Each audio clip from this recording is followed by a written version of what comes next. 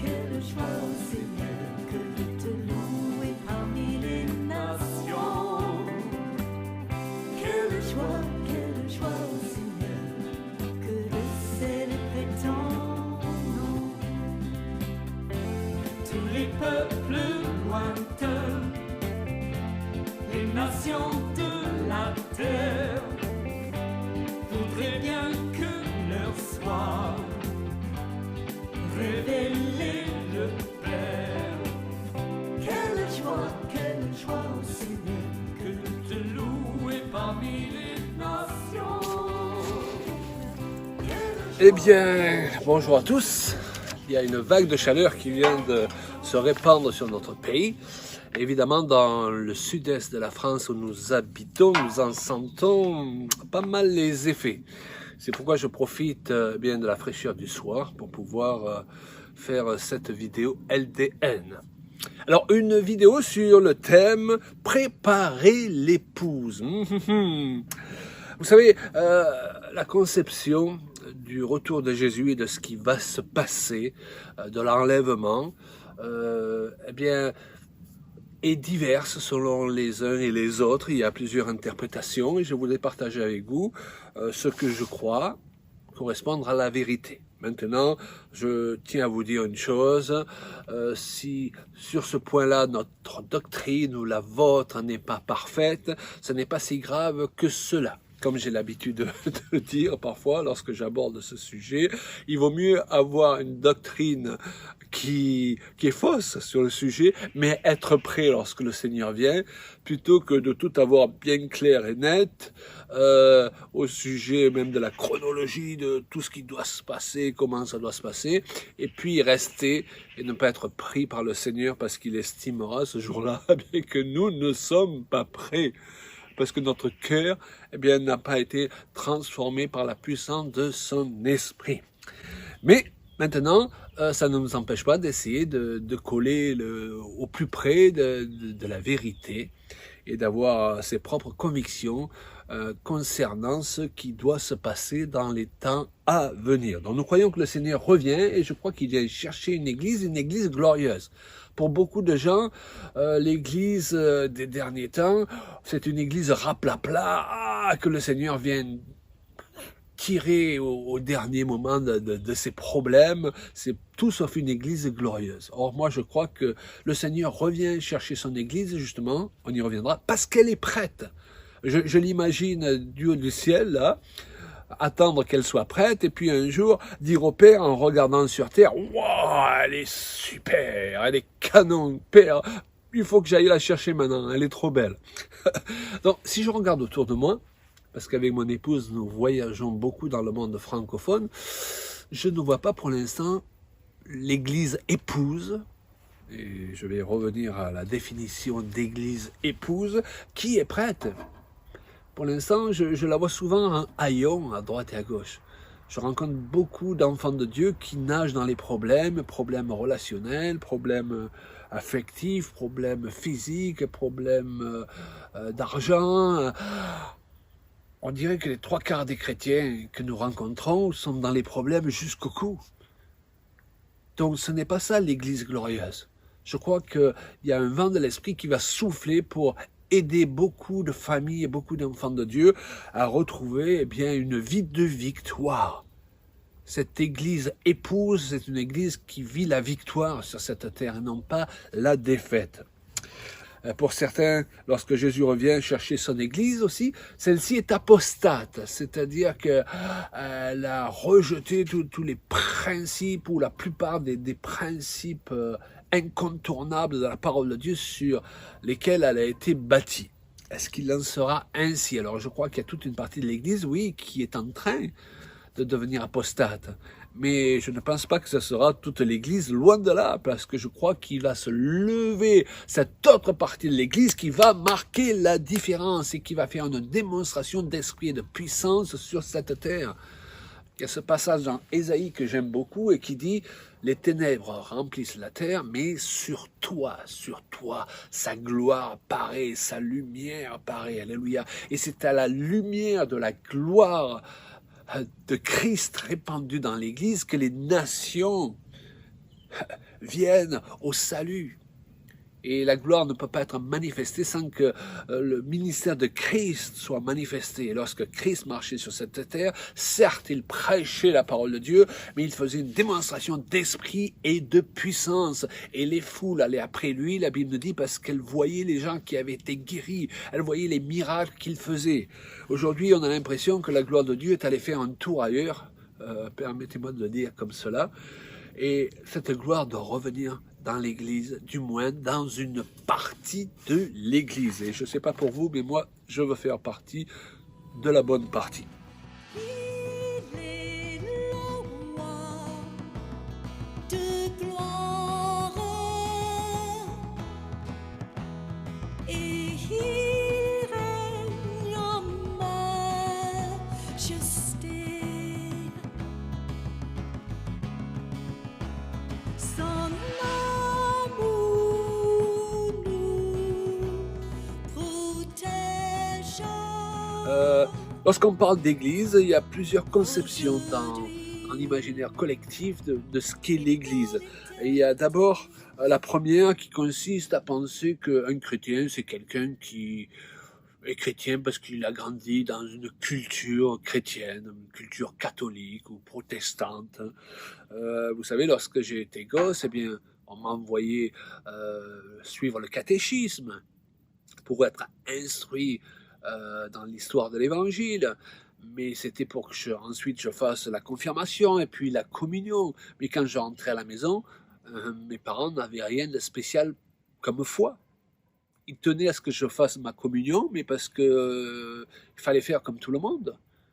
Mais ils ne m'ont pas instruit dans les voies de Dieu. Il a fallu à un moment donné que je cherche moi-même qui était Dieu afin de le trouver, ou plutôt d'être trouvé par lui.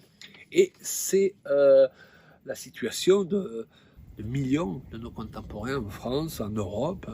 Beaucoup de gens, eh bien, et beaucoup de pays dits chrétiens ne sont absolument pas chrétiens selon la définition de ce qu'est un chrétien d'après la Bible. C'est pour ça qu'on en arrive à ces extrêmes, à ces aberrations. On parlera des chrétiens catholiques en Irlande qui se battent contre les chrétiens protestants et ils s'entretuent. Il y a quelque chose qui ne va pas. Si ces gens étaient vraiment des chrétiens, ils feraient la paix, quel que soit leur désaccord. Ils apprendraient à marcher dans la paix pour régler leurs désaccords. Donc vous voyez, le terme chrétien, nation chrétienne, c'est employé un peu n'importe comment et ça discrédite souvent la vraie Église de Jésus-Christ. Alors voilà, il y a aussi cette seconde conception de l'Église qui est la bonne, qui consiste à croire que eh bien, le corps de Christ est composé de toute personne authentiquement née de nouveau.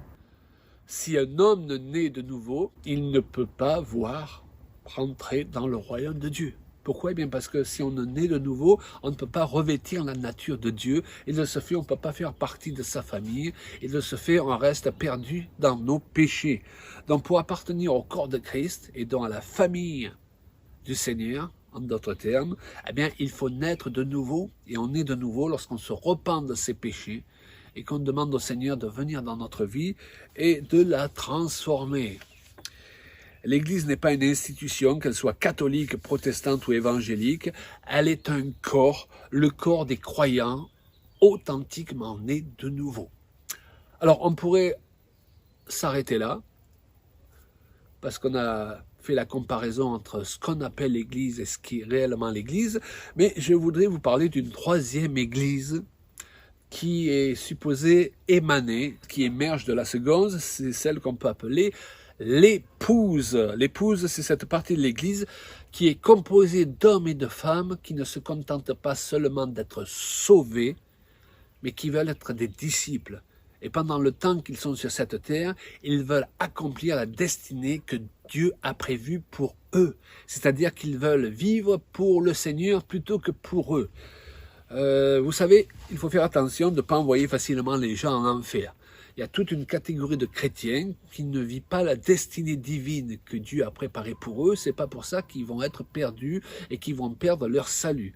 Ce salut n'étant pas basé sur les œuvres, mais sur le fait qu'ils ont accepté sincèrement Christ comme sauveur.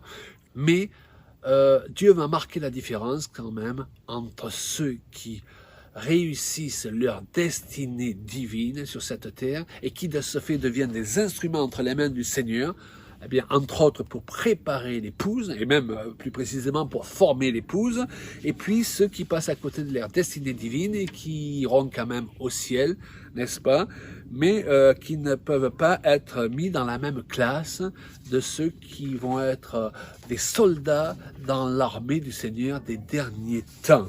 Pourquoi? Parce qu'ils auront suffisamment cherché sa face, ils auront suffisamment laissé le Saint-Esprit les travailler pour pouvoir être ces instruments que le Seigneur veut utiliser avant son retour. L'Église que Jésus vient chercher, avant que le pire ne touche cette terre, c'est l'épouse. C'est pour ça que plusieurs personnes, et vous pouvez retrouver ça dans ma brochure sur le retour de Jésus, où je cite plusieurs exemples de plusieurs hommes et femmes de Dieu qui ont vu l'enlèvement. Et lors de l'enlèvement, ils ont vu ces chrétiens qui partaient auprès du Seigneur, enlevés dans le ciel, comme dit l'apôtre Paul. Nous serons enlevés à sa rencontre dans les airs. Et puis, toute une partie de l'Église, du corps de Christ, qui restait. L'épouse, vous voyez, elle s'est préparée. C'est ce que nous dit Apocalypse 19:7. Si elle s'est préparée, c'est pour être, c'est logique, prête. Jésus vient chercher non pas tous les chrétiens nés de nouveau, qui forment l'Église, mais la partie qui est prête à le recevoir. La partie qui cherche les intérêts de Jésus avant de chercher ses propres intérêts. Une bonne question à se poser, mes amis, dans ces temps. Dieu veut que je sois bien béni, on est d'accord, je le prêche souvent, Dieu veut nous bénir. Mais quelles sont mes motivations premières? Chercher toujours à être béni, moi encore, ou chercher à bénir le Seigneur et s'occuper de ses intérêts avant mes propres intérêts. Et s'il y a un intérêt que Jésus a vraiment à cœur, c'est que son épouse soit prête pour qu'il puisse venir la chercher.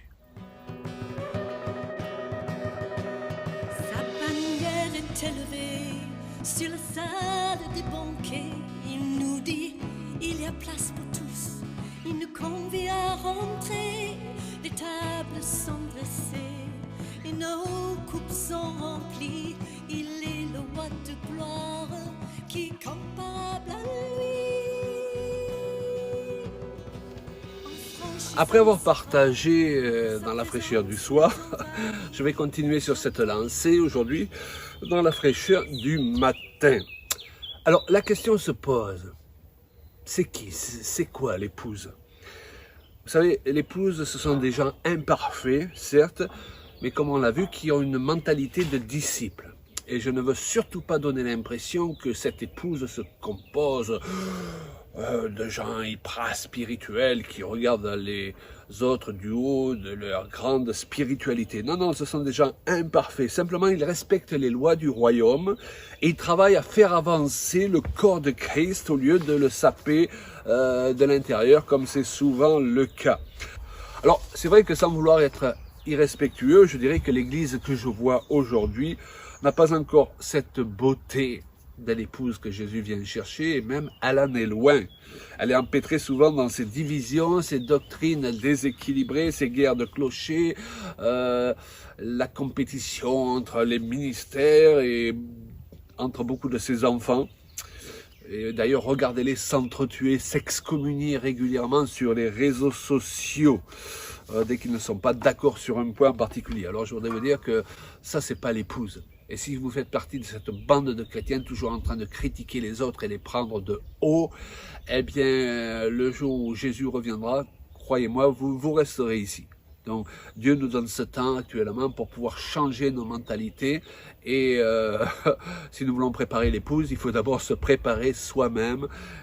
Cette épouse, elle va faire une démonstration de la puissance de guérison qui est la conséquence des meurtrissures de Jésus. Et nous avons du mal aujourd'hui à voir beaucoup de guérison et nous en savons quelque chose avec mon épouse qui vient de passer par un cancer. Et merci Seigneur, même si c'est derrière nous maintenant, nous avons vu trop d'enfants de Dieu partir au prix du Seigneur, c'est vrai, mais partir trop tôt, je le crois.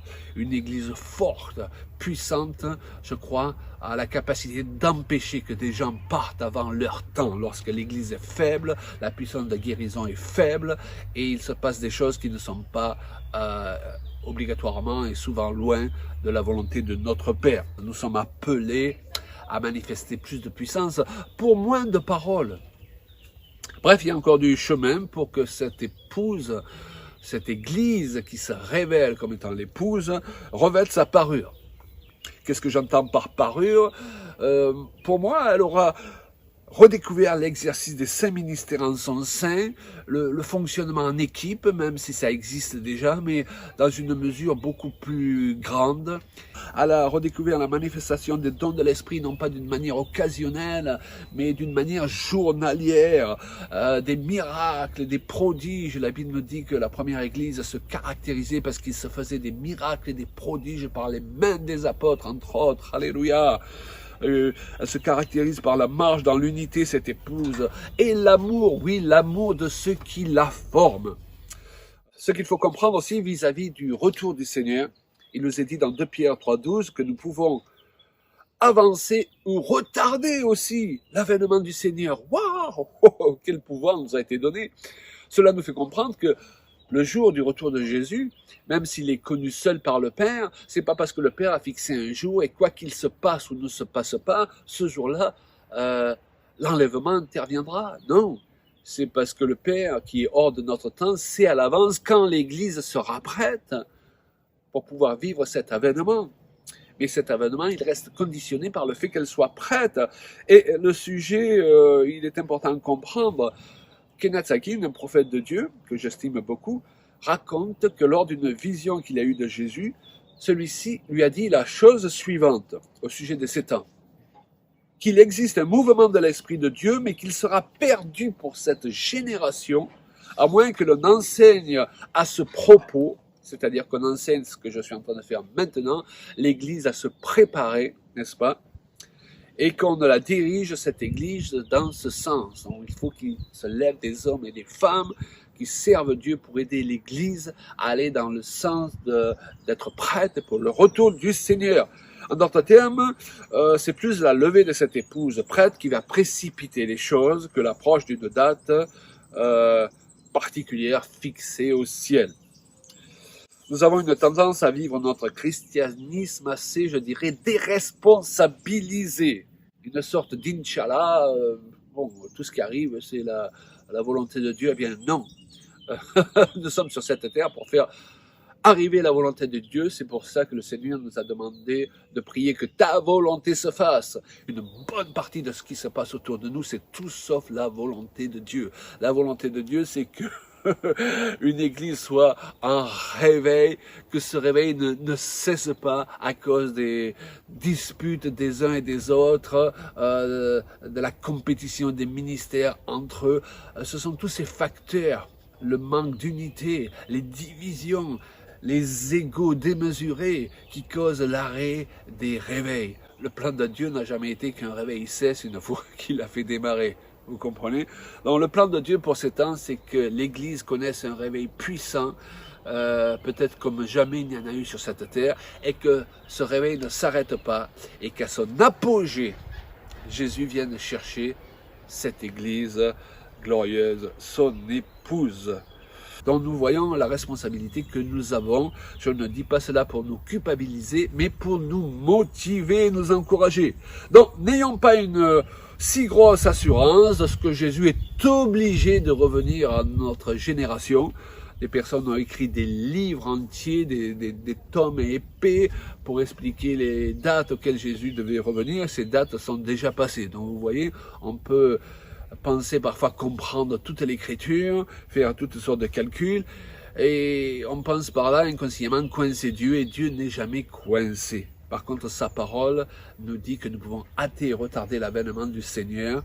Donc, tout n'est pas entre les mains du Seigneur. Une part est entre ses mains, une autre part est entre les mains de son Église. Alléluia. Il nous faut donc à la fois vivre comme si Jésus revenait à chaque instant, parce que nous devons vivre comme si nous devions lui rendre, et nous devons lui rendre des comptes pour chaque jour de notre vie. Et d'un autre côté, eh bien, nous savons qu'il ne va pas revenir à chaque instant, qu'il ne va pas revenir la semaine prochaine, parce qu'il ne reviendra que quand l'Église épouse sera prête à l'accueillir et donc aura revêtu sa parure. Il est le roi de gloire et il règne en majesté. Alors, citons de nouveau Ésaïe 61. Lève-toi, sois éclairé, car ta lumière arrive et la gloire de l'Éternel se lève sur toi. Voici les ténèbres couvrent la terre et l'obscurité les peuples, mais sur toi, l'Éternel se lève, sur toi sa gloire paraît. Des nations marchent à ta lumière et des rois à la clarté de tes rayons. Et ces versets nous disent que dans une période où les ténèbres remplissent la terre, ça n'empêche pas la gloire de Dieu de paraître sur ses enfants, et plus précisément sur ceux qui ont décidé eh bien, de collaborer, permettez-moi l'expression, avec le Seigneur. Et je dirais même que les ténèbres sont l'occasion pour ces hommes et ces femmes de briller. Pourquoi? Parce que notre vocation, en tant que lumière du monde, c'est d'éclairer les ténèbres. Donc, quelque part, nous ne devons pas avoir peur des ténèbres. Les ténèbres ne doivent pas être pour nous une occasion de paniquer, mais c'est une occasion au contraire pour briller. Notre vocation, rappelez-vous, c'est d'éclairer les ténèbres. Alors, dans ces temps, mes amis, ne focalisez pas sur les ténèbres, focalisez sur la lumière qui est en vous et que le Seigneur veut faire briller dans ce monde. Vous savez, plus les gens sont dans les ténèbres, plus ils vont chercher quoi? Ils vont chercher la lumière. La lumière ne peut venir d'une église empêtrée dans ses divisions, ses batailles de clochers, ses médisances les uns à l'égard des autres. Comme nous l'avons mentionné précédemment, cette lumière ne peut venir que d'une église qui marche elle-même dans la lumière. C'est pourquoi je fais la différence entre l'église corps de Christ, composée de l'ensemble des gens sauvés, et l'église épouse, comme je l'ai mentionné au démarrage de cette vidéo. Alors, ça ne correspond peut-être pas à la théorie d'autres personnes, mais pour moi, ça tient la route. Je crois fermement que lors de l'enlèvement de l'église, enlèvement auquel je crois, oui, toute l'église n'est pas enlevée. Mais comme je l'ai précisé, ce n'est pas pour cela que ceux qui ne sont pas enlevés sont tous perdus. Donc nous devons vraiment faire la différence entre le fait d'être sauvé et le fait d'être prêt lors de la venue du Seigneur pour être enlevé à ses côtés. Donc je citais tout à l'heure le prophète Kenneth Hagin, mentionnant au passage que le Seigneur lui a aussi dit « Beaucoup de mes enfants n'accepteront pas le mouvement de l'esprit, s'en détourneront et ne seront pas prêts pour me rencontrer lors de ma venue. » Et c'est vraiment ce qui se passe lors de chaque réveil. Ce sont souvent les chrétiens et même des serviteurs de Dieu qui ont connu le réveil précédent qui s'opposent à la nouvelle vague parce qu'elle ne correspond pas exactement à ce qu'ils ont vécu. Ils sont déstabilisés parce que Dieu prend plaisir à ne pas toujours faire les choses de la même façon. Et il aime nous surprendre et il nous appelle à rentrer dans le nouveau qu'il met en route aujourd'hui et non pas rester avec hier. Il y a ceux qui ont du mal à sortir avec d'hier pour entrer dans le nouveau d'aujourd'hui. Et donc tout ce qui ne correspond pas à leurs critères, et le fait aussi que ce ne soit pas eux obligatoirement qui soient en tête du nouveau réveil pour le gérer, eh bien les gens sont frustrés au lieu d'être heureux pour ceux qui se lèvent, les nouveaux serviteurs qui se lèvent, que Dieu oigne une onction fraîche. Les anciens comme moi doivent les encourager au lieu de s'opposer à eux et leur faire bénéficier d'ailleurs de leur expérience plutôt que d'être un obstacle à leur avancée. Alors, comme déjà mentionné, cette épouse n'est pas composée de gens parfaits. On peut imaginer qu'elle serait composée de super gagneurs d'âmes et que Jésus va évaluer combien d'âmes ils ont amené au Seigneur pour les qualifier. Alors, sans remettre en question que nous sommes appelés tous à être des gagneurs d'âmes, j'ai connu des super gagneurs d'âmes, mais qui étaient infects à vivre pour tout leur entourage. Donc, tant que nous sommes dans ce corps de chair, vous et moi, la perfection ne sera jamais quelque chose d'accessible, c'est d'accord, mais ça ne veut pas dire qu'on ne doit pas travailler avec l'aide et les directives du Saint-Esprit à vivre un processus d'évolution, de perfectionnement, de consécration, de sanctification, osons le mot, surtout au niveau de nos caractères. Et les épîtres sont pleines de versets qui nous encouragent dans ce sens, et dont l'épouse que Christ vient chercher, bien qu'elle demeure imparfaite, et il l'aime comme cela, elle n'a pas pour autant une attitude de je m'en foutisme, ou de je bénéficie de la grâce et je peux faire n'importe quoi. Elle n'est pas résignée, c'est une combattante, cette épouse. Elle combat les mentalités, elle combat les préjugés, elle combat la chair et le monde des ténèbres. De ce fait, elle laisse l'Esprit de Dieu travailler son caractère. Et de la même façon qu'on choisit une épouse, parce qu'elle nous correspond, pas parce qu'elle sait bien faire la cuisine ou autre avant tout. Eh bien, Jésus regarde à notre caractère plus qu'autre chose. Son épouse, les questions peuvent se poser. Est-ce que son épouse, c'est une pipelette qui parle sans arrêt sur les uns et sur les autres? Est-ce que c'est une femme qui ne respecte pas son mari? Est-ce qu'elle prend soin de ses enfants ou elle crie après eux toute la journée? Est-ce qu'elle correspond à la femme sage des proverbes ou, permettez-moi l'expression, à une folle frustrée qui est pénible à vivre? Est-ce que son épouse est une personne humble, compatissante, ou c'est une personne hautaine et dure? Oui, il est dit que cette épouse, elle est sans tache. Mais elle est sans tache non parce qu'elle est parfaite selon les critères humains de la perfection, mais parce que dans son humilité, dans sa bonne attitude, le sang de Jésus-Christ peut la nettoyer régulièrement de toutes ses fautes et de tous ses péchés. Et cette nuance me semble importante à comprendre pour savoir de qui on parle quand on parle de l'Église épouse et de ce que signifie préparer l'épouse, ce que signifie pour chacun de nous être prêt pour accueillir le Seigneur. En franchissant ses portes, sa présence nous envahit. J'entends son cœur qui bat de compassion pour tous ici. Sa bannière est sur nous et sera pour toujours. Un seul mot est écrit et ce mot c'est l'amour. Il est le roi de gloire. Plusieurs d'entre nous travaillent sous les directives du Saint-Esprit, travaillent dur, je dirais, pour éveiller tout un peuple confortablement assis, souvent dans une position que je qualifierais d'église laodicéenne.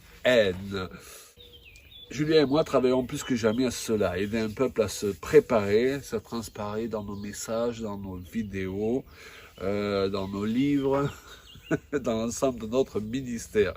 Et je crois vraiment que toute une génération de pasteurs, jeunes et moins jeunes, a de même reçu cette mission actuellement, préparer le chemin du Seigneur, ce qui est indissociable de préparer l'épouse qu'il vient chercher.